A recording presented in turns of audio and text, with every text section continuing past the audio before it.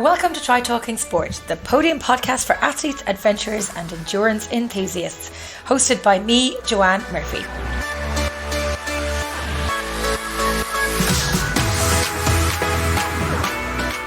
This episode is a slight digression from some of the previous shows, as those of you who follow me on social media will know I spent a fantastic few days at the KBC Dublin Marathon Expo talking to lots of people, gathering stories and unexpectedly supporting Frank Greeley in hosting the running stage.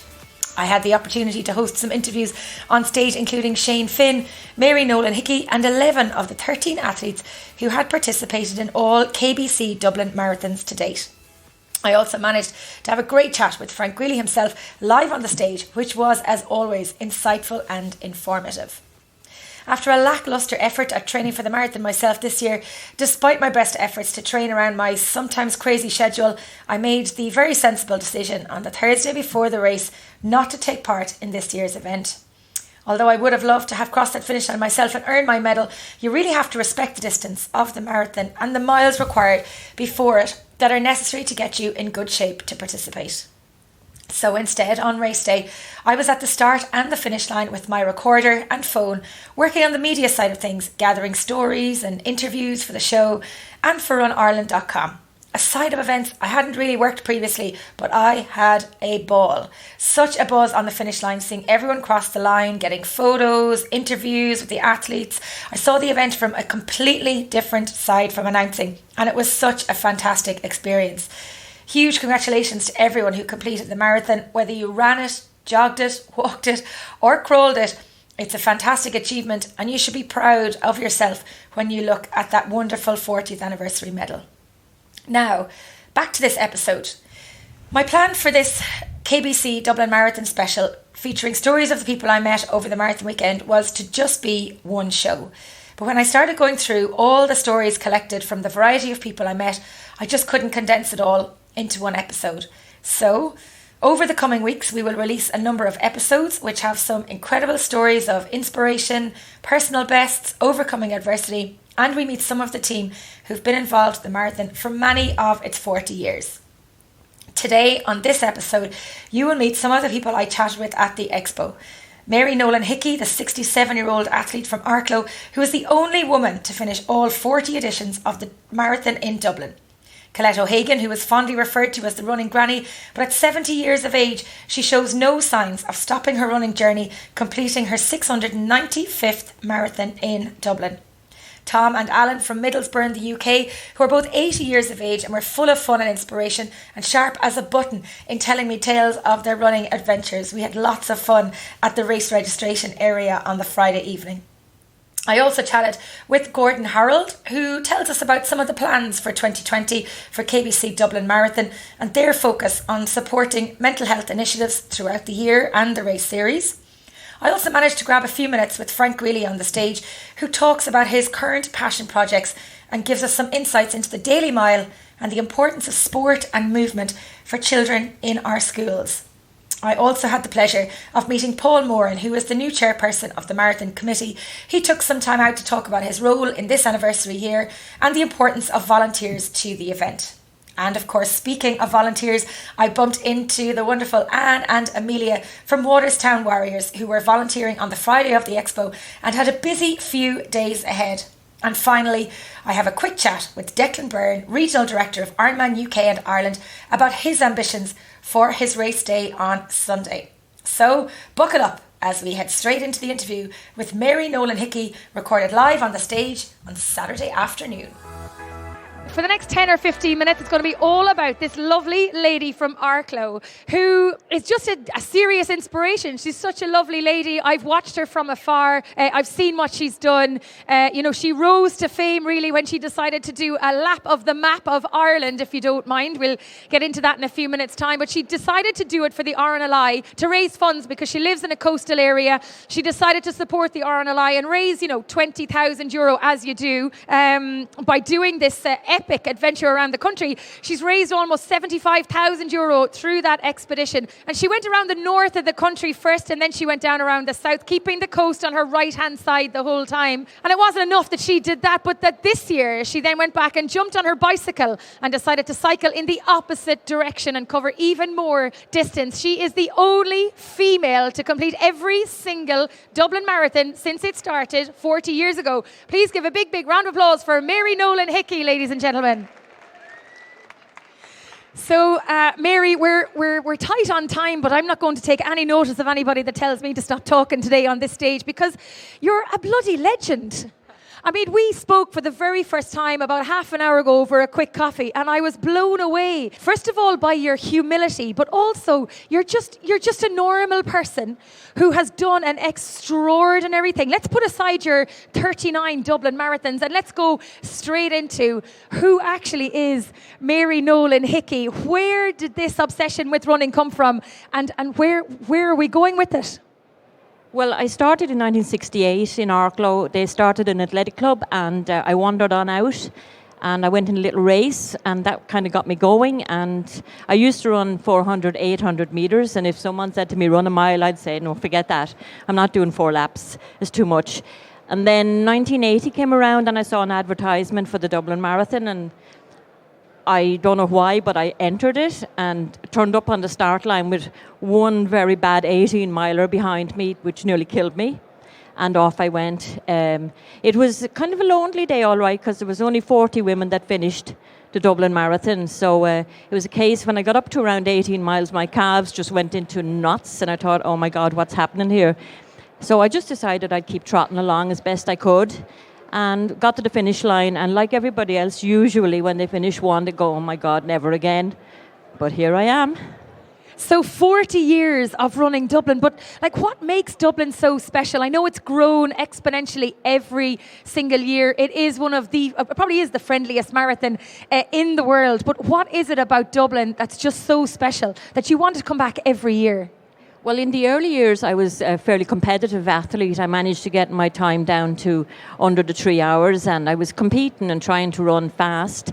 So the first years were kind of all about trying to do well in the race and, you know, try and be up there in my age group. And that became a thing. And then I kind of thought, I'll go again. And before I knew where I was up around 21 marathons, 21 years in. And there was another girl, Bridget McCabe from Mullingar. Myself and Bridget became the only two. So we used to turn up each year and see who'd come in ahead of who. And we kind of had this little thing going. And then I think Bridget stopped year 20. And I kind of thought, now that's it. I'm the last woman standing. So I said, what'll I do now? You know, and I kind of thought, well, I still enjoy it. So I'm going to keep turning up as long as I'm getting a crack out of it, you know, because there's no money in it. It's just a pure pleasure of getting yourself through the Dublin Marathon. But the Dublin Marathon is something special over the years because the crowds, I mean, it's unbelievable. Sometimes you feel like you're in the Tour of France getting to the top of a hill because they're closing in on you and cheering you. And it's very hard to kind of, no matter how bad you're feeling, they will help you along. Definitely, they'll help you along. So you've gone from like the extreme of having thousands and thousands of people across 26.2 miles of running to running in the most remote parts of Ireland. And we heard some stories earlier about this. But some of the most remote parts of Ireland on your lap of the map, which you started on the 1st of January 2018. How many miles in total was that, Mary? You know, I think it was 1,509 miles, I think, because I just ran every day. The first days I kind of went a bit mad because there was no great plan into this. I just threw a map down on a table, got a biro and went Arklow, Greystones, Hout, Skerries, all the way up to Malin-Head. And then I kind of got a backup team came behind me in Arklow, and they sort of done the rest of the planning for me. But I was on my own out on the course, you know, and I'd come into little towns and people would sort of look behind and say, where's the backup? Where's the van? And I said, no, there's no van. It'd be very boring following me around the country in a van because I wanted to do it at my own pace and not feel the pressure. So it was lovely. I did it for the RNLI and I did not expect them to come behind me the way they did. I had visions of me coming into little towns and villages, miserable, wet and cold, and just looking for the nearest hostel and looking for somewhere to stay. But the people got behind me, and I had never had to find a bed. I think you mentioned it before that when you decided you were going to do the lap of the map, that somebody said, Mary, what do you do when you get lost in a supermarket? How did you find your way around the country, and how did you decide to go into or not into a local village that you might come across? There was no great planning in it, but the backup team that got behind me did maps for me every day. So I just had to literally go and find my way to the next town and the next town. I mean, I had some hairy days, all right, weather-wise, but you can't get lost with Google Maps, and you can't get lost if you're going around the coast and you're on an island and you keep the sea on your right. Just keep asking people, is the sea over there? And if it is, then you're not gone wrong. Were you ever afraid out on the roads on your own or anything, or were you worried about like getting lost or maybe getting tired or sick or anything like that? Well, every morning you got up, you were a bit apprehensive because you hadn't a clue what the road was like, what way it was going to turn out. But no, I didn't have a fear.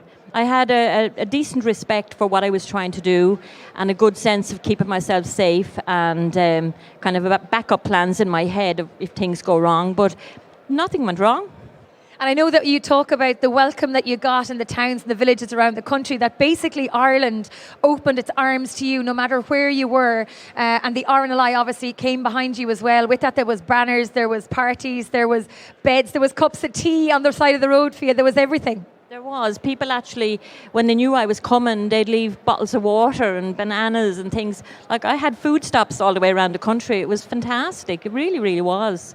So then you finished on, was it the 18th of April, 17th or 18th of April of 2018? Yeah.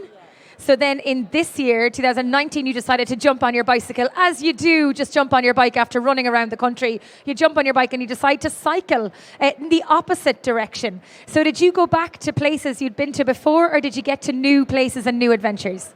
Mostly I did go back to all the places I went to before, but I went further out onto the headlands. I went to every little headland that I had missed when I was running. When I was running, I stayed on the safest roads nearest the coast, but when I was cycling, I went out to the lighthouses and things like that because I wanted to see them, so it was a good bit longer in mileage, but still as amazing as the first trip. If you're to look back on the two trips, what was the highlight of one or maybe both of them? What was I know probably crossing the finish line and coming home into Arklow to a hero's welcome was probably amazing. But aside from that, is there any little highlight out on the course that you took that will just stick in your mind forever? Well, I was thinking, the first week or two, I was kind of wondering, why did I do this and what is it about this trip that I'm finding so good? I'll tell you what it was. It was the people in the villages, little quiet villages that had lost their Garda station, their shop, their post office. Everything was gone. But the spirit in the villages, especially where the RNLI stations were, was fantastic. The people were just so welcoming and so lovely. So I'll always remember the little villages and the towns that I went through, and the big towns as well, everywhere. So you're self-employed at home in Arklow and you have a big community around you. They must think you're absolutely nuts, do they? Oh, I think they're getting a bit fed up with me at this stage. No, I just, you live your life, you do your normal day, you work hard, but you have to have little plans to keep yourself going. And I love the idea of doing something different. So I've always kind of looked around for something different to do. The marathon every year is definitely a thing I have to do. I feel I want to do it. And the day I feel as though I'm not getting any joy out of it, that'll be the day I won't do it. As I say, tomorrow will be very, very interesting because I am carrying a good bit of injury this year. But like a lot of people going to the start line, it'll be a mystery tour for most of us, especially for first-timers. I really want to wish them really well because it is very daunting to run a marathon and it needs to be respected. So, but the way I'm going to do it tomorrow, I plan to just jog out as many miles, well, it won't be miles, I'll jog out for about 10-15 minutes if I can, and then I'll break it down into walking and jogging, and all we have to do is get from the start line to the finish line, and whatever happens in between, I always say, we'll cope with that, we'll manage it, and the support will be amazing out there. Yeah, it's incredible. When I listen to you here, I feel like I'm talking to a young athlete that's just at the start of their career in endurance, a bit like Shane Finn that we were chatting to earlier. But you're 68 years of age. 67. I apologise. I apologise to 67. I do apologise.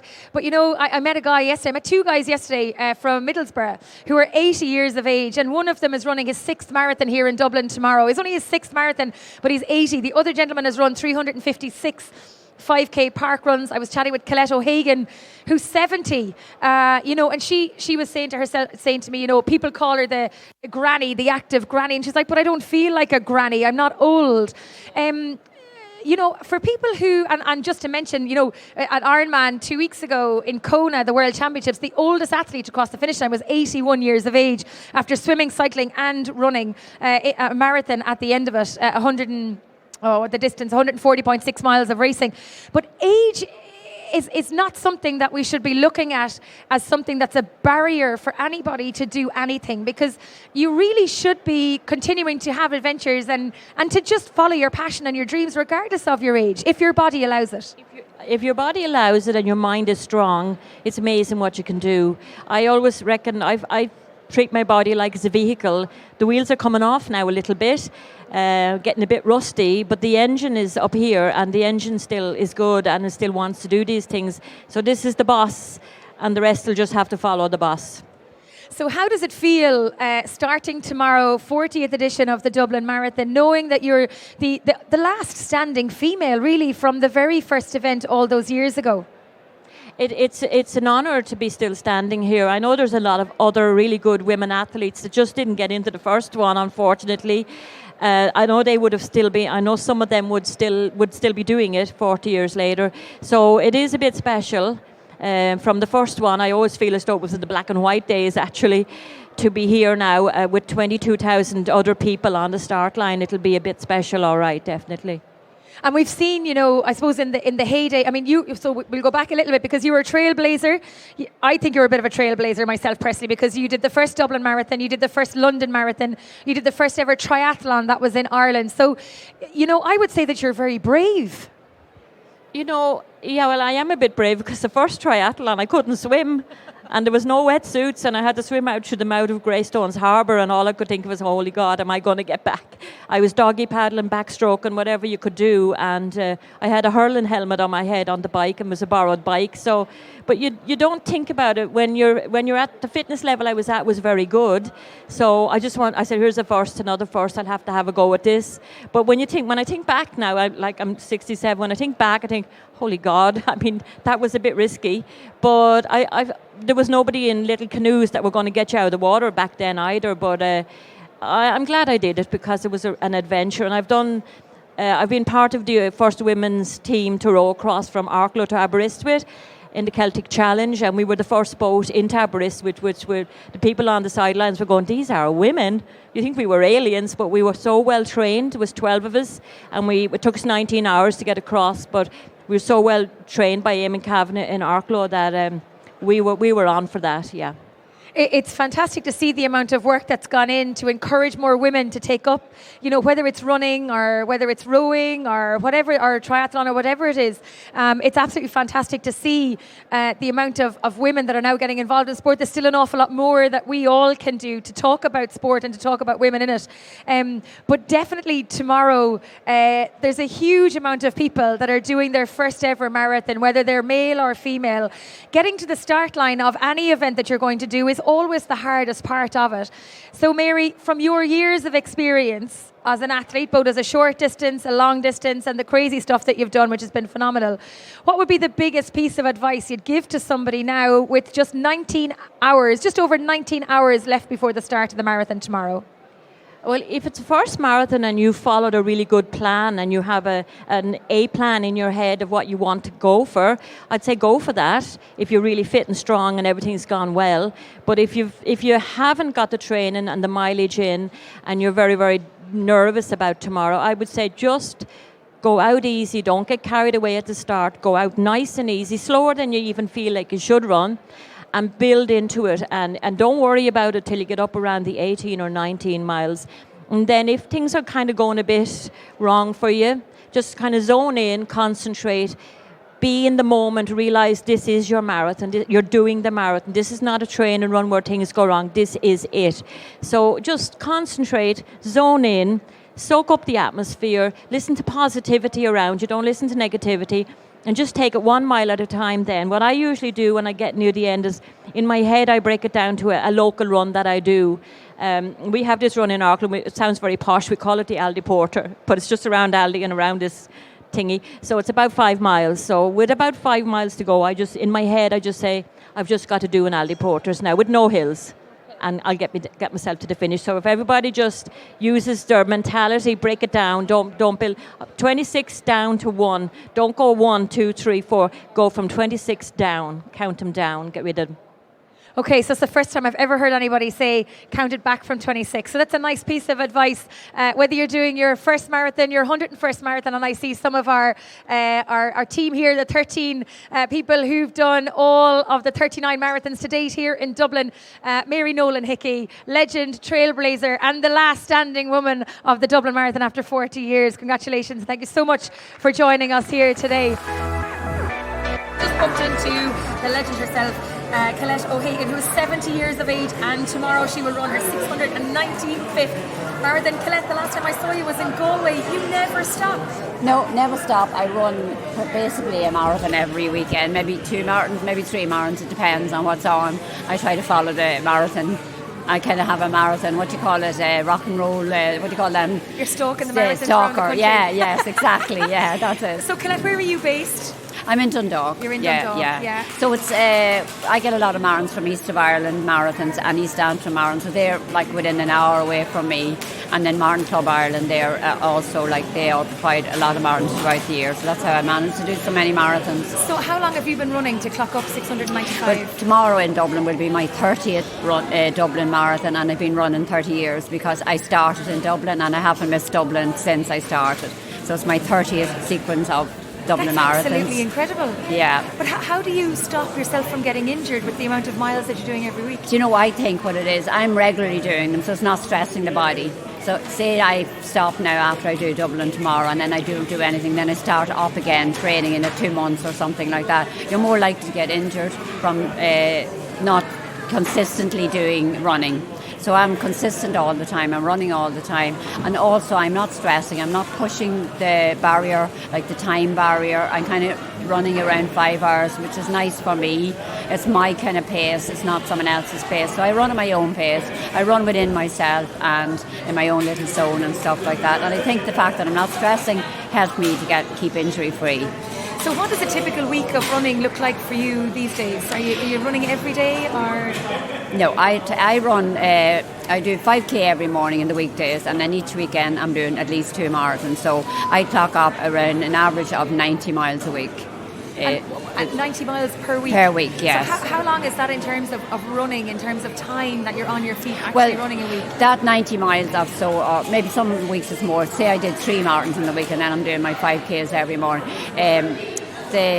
Actually the marathons you see are clocking up the miles as opposed to the 5Ks, you know what I mean? The 5Ks only keeping my muscles nice and loose, and stuff during the week. So if I did nothing during the week and then I rock up every weekend and do marathons, that wouldn't really work for me. Okay. But I think the fact that I'm running constantly, and maybe I take an odd day's rest in fairness, but I don't take much rest, but I find the 5Ks are actually resting.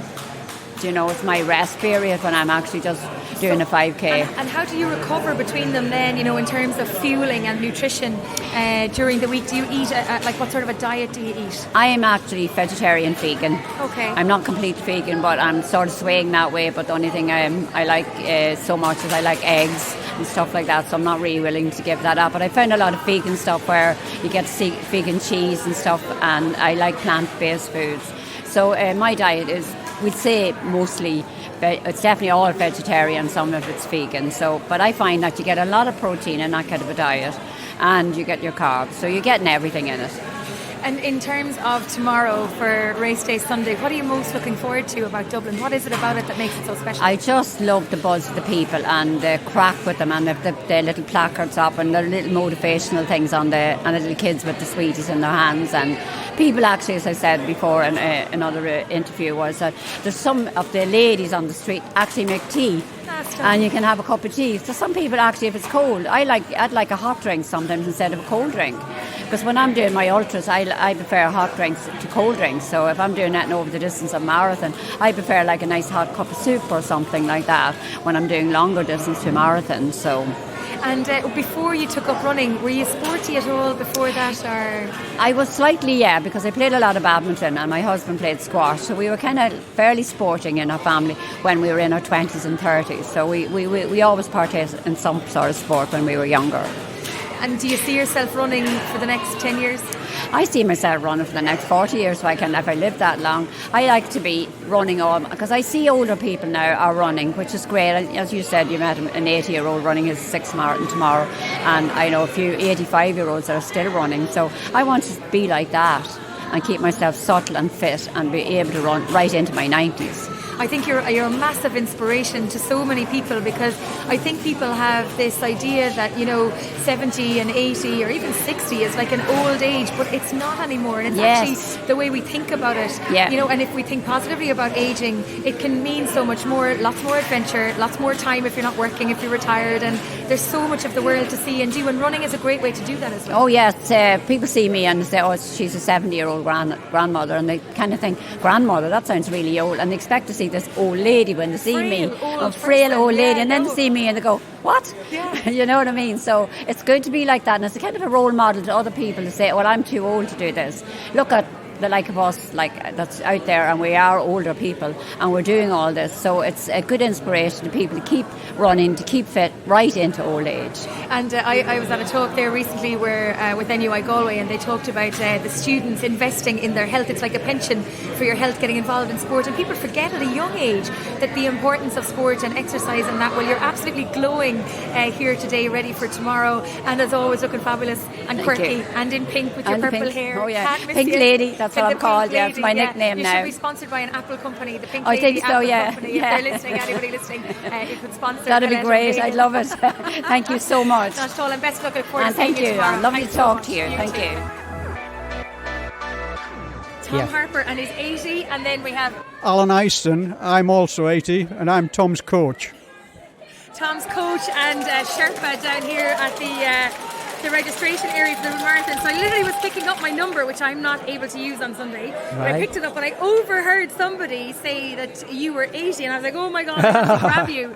So 80 years of age, this is your 6th marathon, and you're in Dublin. I can't fathom being 80 years of age and running 26.2 miles. Oh, well, you just got to put one foot in front of the other, haven't you, and just go. But what is it about the marathon distance, or what is it about the sport Well, that you love? I don't know really, because I didn't start running till I was 72, and I did a half marathon with my son, and when I finished that half marathon, I thought, God, how can anybody run a marathon?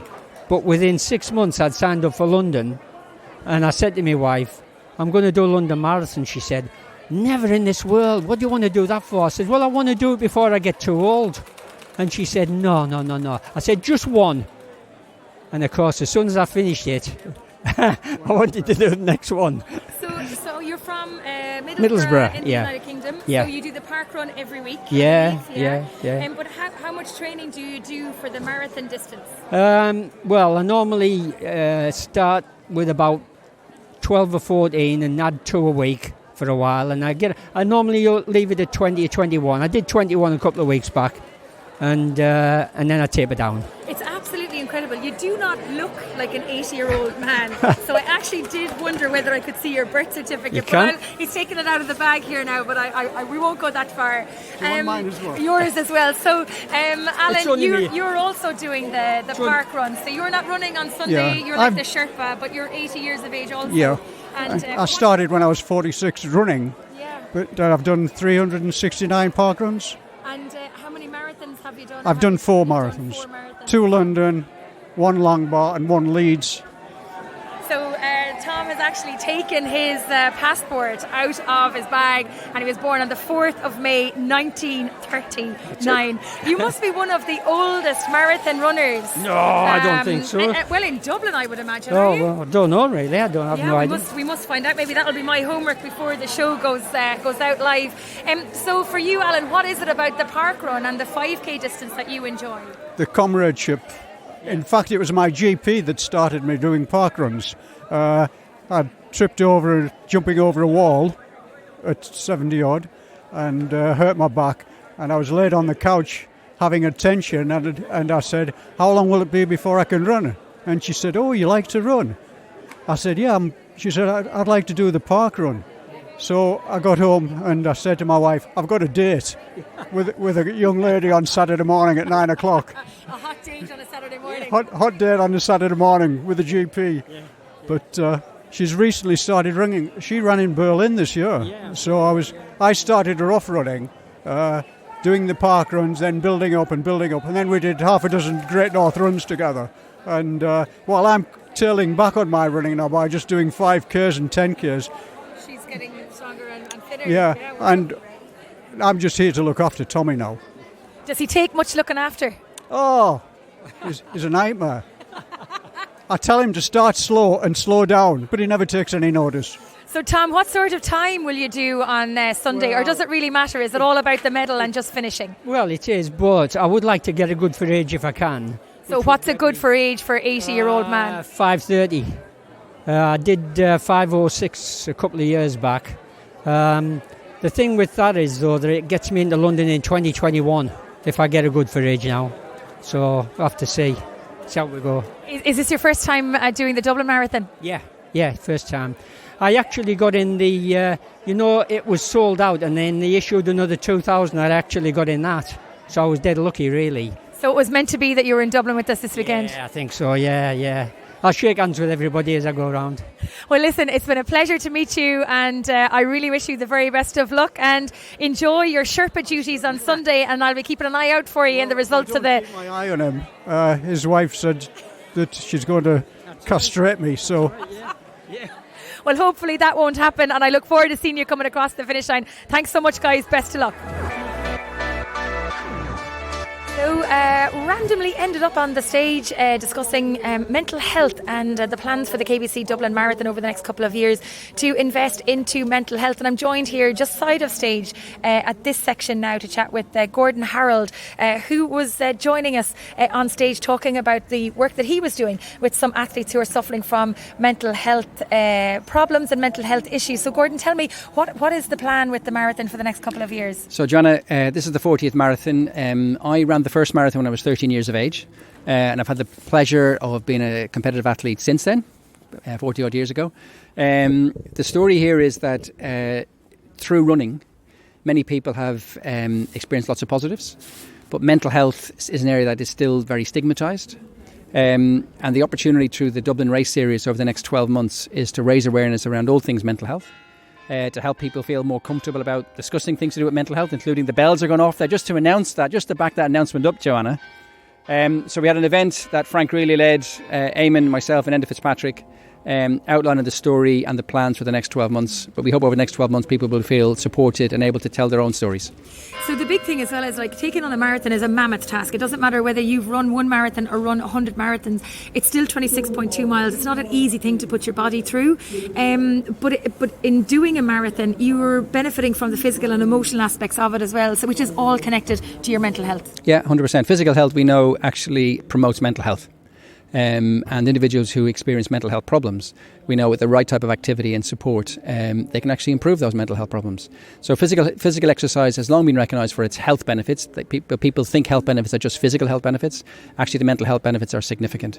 And it's probably an underestimated treatment, really, for population-wide mental health problems, all ages, all abilities, and that's our objective. So what will the marathon series be doing next year to encompass and to embrace this whole area? So it's the entire race series of 2019-2020. The plan is to tell stories ranging from the average runner right the way through to the elite athlete, to young people, all ages, all abilities, to tell through their stories, raise awareness around mental health, promoting positive mental health, and engage in government support to put money behind various initiatives that then offer the right type of support and service. And if somebody wants to get involved in the programme for next year, is it best to just go to the KBC Dublin Marathon website? Absolutely, and in November there'll be an announcement in terms of the plans and the timetable for the next 12 months. So Frank Greeley, I mean, I really don't know if I can do you justice, but I'm going to try. So I've known Frank since probably 2011, maybe 12. We've shared a stage many times. We've shared a microphone many times. Frank Greeley set a 10,000 metre running record as a junior back almost 40 years ago. Frank, is it 40 years? It'll be 50 next year, actually, 50, half a century. And I'll tell you, Joanne, I was young then and I thought I'd never die, but I'm not exactly so much sure about the second part of that now. Well, Frank, I saw you dancing earlier today, and there's no stopping you. And I don't want to hear anybody talk about age being a barrier to sport or to running because of the people that we've met earlier today. But Frank was the editor of the Irish Runner magazine for 35 years. He's one of the most famous, I suppose, or recognisable personalities in running across Ireland. He's now delivering the Daily Mile in schools across the country to try and encourage more young people to take up running and sport in general. We're going to hear a little bit about this. And then Frank has his own pet project, his Remembrance Run, his own race that he runs in partnership with Athletics Ireland. We're going to just touch on some of those few bits, Frank. I think I might have done you a little bit of justice there. Oh, sorry, he's got his own podcast as well, Heroes and Friends. And you can check that out on Spotify and iTunes and all across all the podcast platforms as well. Frank, I mean, you've been involved in running in Ireland for so long. Let's first of all just look at the KBC Dublin Marathon, where it's come from. In 1980, 2,000 runners, 2019 with 22,500 people. Did you ever think, Frank, all those years ago, that running would grow as much as it's grown, not only here in Ireland, but across the world? No, Joanne, because when I started out running, it was almost, you were almost seen as an oddity. You were, it certainly wasn't the thing to be doing. I remember a woman, when I started out down in Ballyhonus in Mayo, she saw me running, and she went into my mother to advise her that I'd strain my heart. And she was very sincere about that. But I didn't strain it, thanks be to God. I strained many another part of me in between here and there, but the old heart seems still to be going okay. No, I tell you the answer to the question. In the early days, I knew that there would be a running boom of some type because I saw it happen in America, where I lived for a while. But I never thought it had reached the heights it has reached here, you know. It's absolutely amazing and miraculous and marvellous. And look at what it's doing for the health and well-being of so many people. And of course, we did talk to Enda and Gordon earlier on today about the plans for the Dublin Marathon for the future around mental health and mental well-being, that it's not just about the physical aspect of it, but also running has such a huge impact on emotional and mental well-being as well. It has, and I hope to be right in the middle of that drive next year, because I know a thing or two or three about what they're talking about, because I came through a few hoops in my life myself. I've written about it in an old book that's over there called Running Full Circle. And I just know that there's a huge need. We're very frayed at the edges as a society, and people need all the help they can get, and they need all the encouragement they can get. And running and walking, and I call walking with purpose, both of those two things are people who are going forward. And I think they're bringing energy with them, and they're bringing communities with them. And all I have to do is look at that Dunleer, up in Dunleer, if you could replicate that across the country. David Carey brings about 150 people to Dublin, raises over 10 years €500,000, does his community proud, a small community. He's the light switch of the community. And if we can replicate that, and if we can get this drive, instead of listening to all the blather and all the shite, for want of a better word, that's coming across the airways every morning on the radio, tune into something more positive, whether it's a bit of good music or a good podcast or a good motivational talk, but get away from all that sludge that's coming down on top of us. So, Frank, we talk about, as adults, we're doing, the Dublin Marathon and the different endurance events and the mass participation events that are going on across the world. But you were involved as an ambassador for a very special project. And I suppose a lot of things that we do now, it comes down to lack of education or the need for education. So you're at the forefront and at the cold face of dealing with schools in encouraging kids to get off their phones, to get out and move. And it's a very special project called the Daily Mile. Yeah, and I didn't realise how important that was until I had grandkids. And it's only when you have grandkids you actually see the need. I had 5 kids of our own, but it's only when you see the grandkids and the new generation. And then I met a man called Professor Niall Moyna up in DCU. And he did some research with his students. And here's what they came up with. 15-year-old boys, these are hard facts now. 15-year-old boys out there in Ireland who are doing no exercise and have very poor diets. 15-year-old boys that have been tested are already showing the arteries and blood vessels of 55-year-old men. And that is going to have a nightmare effect if we don't do something about it, because we can talk about global warming and everything like that, but if we have young people who are going to be getting diseases earlier than this generation or other generations, our health service won't be able to sustain it. And then you have another fact that came out. 20 to 25% of kids today between 3 and 5 years old are already showing distinct signs of overweight and obesity. Now, if that's not a tsunami moment for that generation. Now, the World Health Organization has said clearly, if that trend continues and if we do nothing to arrest it, and we're not doing a lot, if that keeps going, this will be the first generation of kids coming through who in many cases won't outlive their parents. And the reason for that being that they will be getting fatty liver, cancers, all of these things much earlier in life than people get it today. So I asked Professor Niall Moynihan the other day, I was doing a video with him, and I said, this is a ticking time bomb. And he said, no, it's not a ticking time bomb. The bomb has gone off a long time ago, but we have failed to do much about it. So we're trying to do something with the Daily Mile, Joanne, that will change. We're in 850 schools at the moment. We have 3,500 primary schools. If you don't get the kids between the ages of about 5 and 12, you've lost them. And it's a lost cause if you don't get them interested in good diet, good exercise. I go in and talk to kids about a couple of things. 2 things, and I'd say that's the same to anybody doing the marathon. I talk to them about gratitude and resilience. And you know something?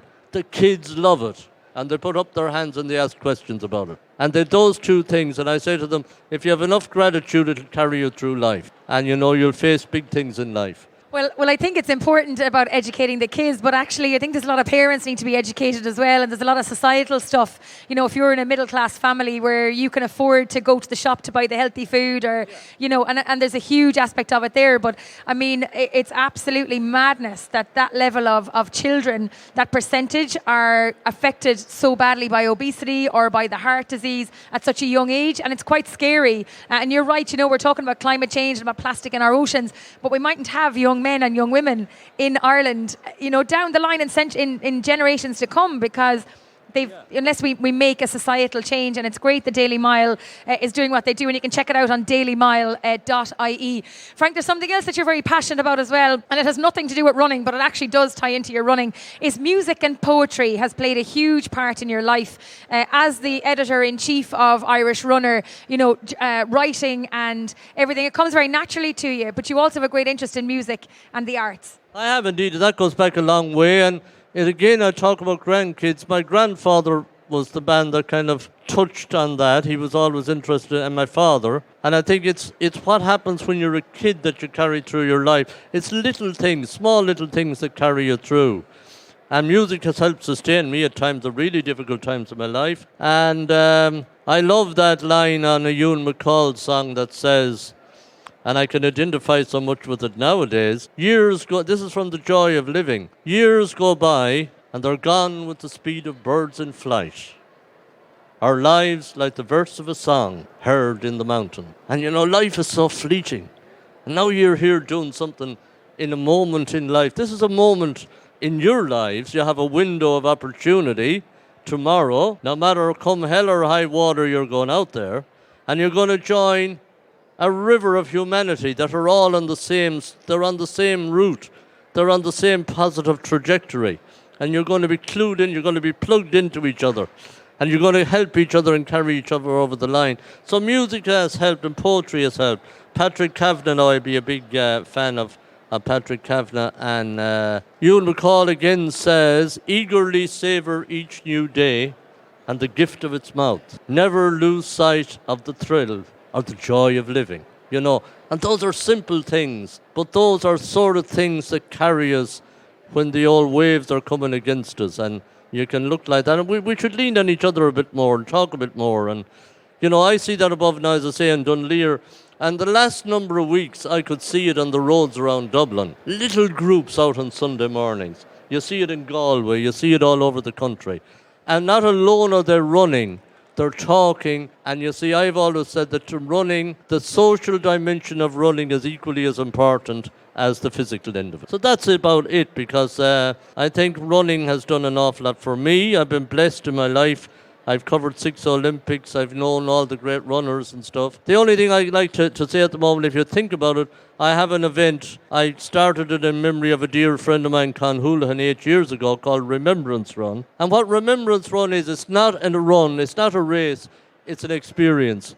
We have 3 choirs, the Forget-Me-Nots choir singing at it this year. You walk or you run at your own pace, and you pause and you stop and you remember. And you remember people gone before us. And when I think of that, I even get a bit emotional, because there's a couple of guys that I knew. I did a little song about it one time, or a poem. And I'll do the first 2 verses I'll recite for you. And these are lads that are no longer around, but they often stood in at the marathon Expo. And it goes like this. I clipped their heels and they clipped mine, the boys of summer in their prime. But now they've left and gone away, while in this world I still stay. I ran Jim Mack right through the line, Dick Hodgins too another time. Eddie Spillane I shadowed too, those boys of summer that I knew. And I have all those names. I have about 20 guys and women that I knew who have all passed. I've done a little verse about them all, because that to me is a tribute back to them. And the other thing I'd say about Remembrance Run, Father Brian Darcy said it at Jimmy McGee's funeral. As long as you or I are remembered, we'll never die. So the spirit is very important. When I think of the Dublin Marathon here, I think of a man called Jim Dowling, who was one of the great men that wrote about it in the early days. I think of Noel Carroll. I think of so many other great spirits who made the marathon what it is, who lit the flame and they kept it going. There was another great man that should be remembered called Kieran Looney. People never talk about him now, well, I'm talking about him. And Josephine Healy. She was brilliant. And you know what's beautiful about Josephine Healy? The memory of her. Her husband and 2 of her children are here working as volunteers. They've kept that flame going. You light your own flame tomorrow, write your own little piece of your own history tomorrow, and come home a winner. So I was just having a quick cup of tea there with Frank Greeley after interviewing him on stage here at the running stage of the Dublin Marathon. And who did I bump into? Only Paul Moran, who is in his first year as the chair of the board of Dublin Marathon. And Paul, what an incredible year to take on that role. Well, what an incredible honour, I'd say. It is an incredible year also, of course it is. I was delighted to be asked. This is a marathon that I've participated in many, many times. So I'm seeing the marathon from a different side. I knew it was going to be, challenging work, but you see firsthand how hard the board has worked, and particularly those that are there many, many years. So, yes, I'm honoured and very, very lucky to have the role. So you're on the other side of the fence now, because you've run this race quite a few times and you've got your own pedigree as quite a great athlete yourself, but what's it like being on the other side of the fence this year and being at the helm along with Jim Ockney as the race director, but having a lot of responsibility for all those athletes out on the course tomorrow? Yeah, it's great. Look, being a participant of this race, I have a fair idea of the course and the calibre of people here.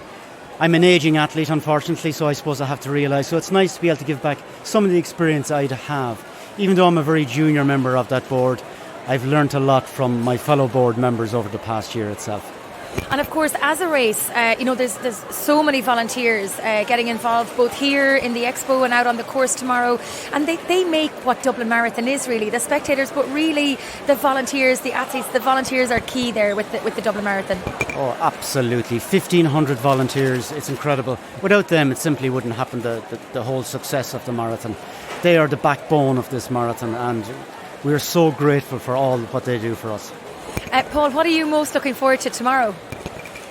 I suppose now that we're near the start of the race, I'm looking forward to the actual race. But I will spend, like I did my last 2 years, volunteering at the finish line, looking at people excited, giving it everything, and it doesn't matter the time tomorrow. Everyone's a winner. We acknowledge the podium people, the first, seconds and third, males, females, wheelchairs, but everyone that crosses that line, it's wonderful to see, and I hope everyone gets across the line safely. Well, thanks so much for joining us, Paul, and I wish you the very best luck on your first race at the helm of the Dublin Marathon tomorrow. Best wishes for the 40th anniversary. Anne and Amelia are here. We're just actually at the Rock and Roll Marathon stand at the moment. They've been volunteering all day here. This is Friday of the Dublin Marathon Expo. So Anne is 60 this year, that's why she's doing a marathon. She is not doing Dublin, but she's going to New York next week. But Amelia is doing her 50th park run tomorrow, Saturday, and then she is running the Dublin Marathon on Sunday, and then sure she has to go to New York to support Anne over in the marathon over there. So ladies, tell me a little bit about what it was like behind the scenes today for registration and pack and pick up. We'll go to you, Anne. It was mad to start off because the day, just such a bad day, such a wet day, and we opened and the crowds just flooded in, but everybody's in good form and everybody had what they needed, and a bit of banter and wishing them luck and getting big cheers if they're doing it for the first time, or if they're from another country, they're giving them big cheer in there. It's great crack going on in there. It's a nice atmosphere. It's really enjoyable. So Amelia, you are also part of the Waterstown Warriors running club. You travel all over the country to race, so you're giving back to the community a little bit by doing this, but you're also getting to say hello to lots and lots of probably very familiar faces here in Dublin. Oh yeah, it's great. But what we try and do in the club as well is we would always try and volunteer at certain races, so especially for rock and roll, there's always be a big number of warriors at rock and roll. We also volunteer at the marathon and the Remembrance Run also, that's in the Phoenix Park. We always volunteer at that. So we just decided we'd come out today. I'm sitting down, so I'm resting the legs for the next 2 days. So we're giving out the bib numbers, and it's great seeing people that you know and seeing a friendly face. Dublin is known as a friendly marathon, and I'm hoping that we're continuing on that by being so friendly to all the people coming in collecting their numbers today. But you're heading over to New York. Why did you pick New York as your celebratory marathon for this year? Well, I only took up running when I was 55, and when I was 55 I met a guy at Park Run and he produced his New York marathon medal, and I went, oh wow, that's gorgeous, I'd love to get one of those. And so it's been in my head ever since. And then when I was coming up to 60, I just said do something different, maybe go to New York and do the marathon. I'm actually raging now I'm not doing Dublin here at Dublin now. I just wish I was doing Dublin. I love it. I've done it 3 times and I wish I was doing it again this year, but I'm looking forward to doing New York. So Amelia, what are you most looking forward to on Sunday other than the finish line? That was my answer.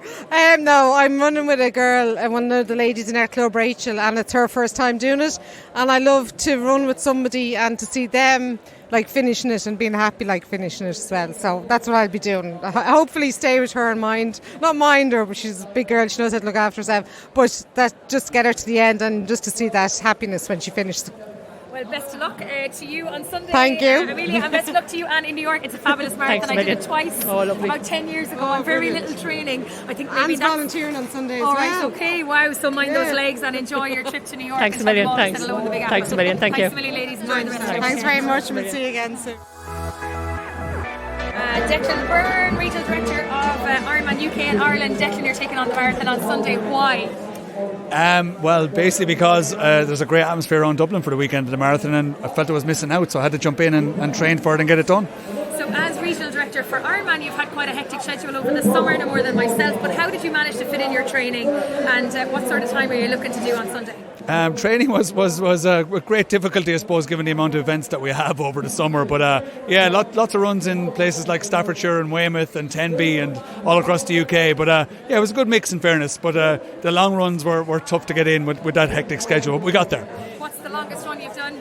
36k. 36k, yeah. So we've gotten up there to the end nearly. So should be able to get it over the line. And what time are you hoping for on Sunday? Anything around 3:15, sub 3:15 would be great.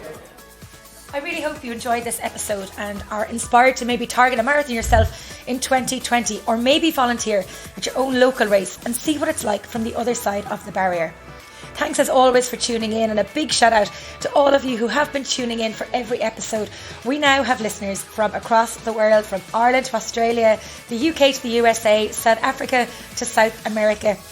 Thank you so much to everyone who's taken the time to review the shows and indeed get in touch with me directly. I'm really enjoying researching and recording the shows and meeting so many wonderful, inspiring people. So hearing that you're enjoying the shows is really, really great, and it's very much appreciated. If you enjoy the show, and especially this one, please pop a review on Apple Podcasts or on the Facebook page Try Talking Sport. Or you can also pop me an email directly to trytalkingsport@gmail.com. Try with an I, not a Y. As always, thank you so much for listening. Until next time.